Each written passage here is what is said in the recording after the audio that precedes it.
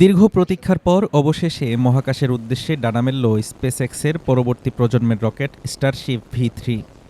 টেক্সাসের Starbase সুবিধা থেকে সম্পন্ন হল এর ১২তম পরীক্ষামূলক উৎক্ষেপণ।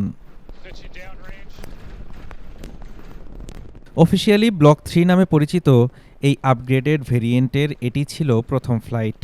নতুন তৈরি করা দ্বিতীয় অরবিটাল প্যাড থেকে ক্রুজ যান এবং সুপার হেভি বুস্টার উভয় অংশ নিয়েই আকাশে উড়ে এই শক্তিশালী রকেট।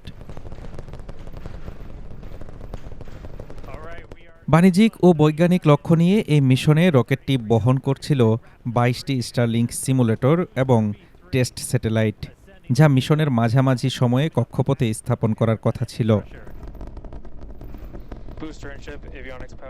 তবে পুরো মিশনটি ছিল মিশ্র অভিজ্ঞতার। উৎক্ষেপণের ঠিক ৬ মিনিট পর মূল রকেট থেকে আলাদা হয়ে মেক্সিকো উপসাগরে এসে আছড়ে পড়ে এর সুপার হেভি বুস্টার। অন্যদিকে একটি ইঞ্জিন বিকল থাকা সত্ত্বেও শেষ রক্ষা হয়েছে মূল স্টারশিপের।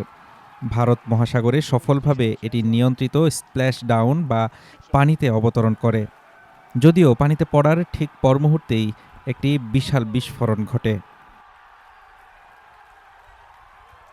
চাঁদে নাসার ভবিষ্যৎ মিশন এবং আরও দ্রুত স্টারলিংক স্যাটেলাইট উৎক্ষেপণের লক্ষ্যেই তৈরি করা হয়েছে এই স্টারশিপ ভি3।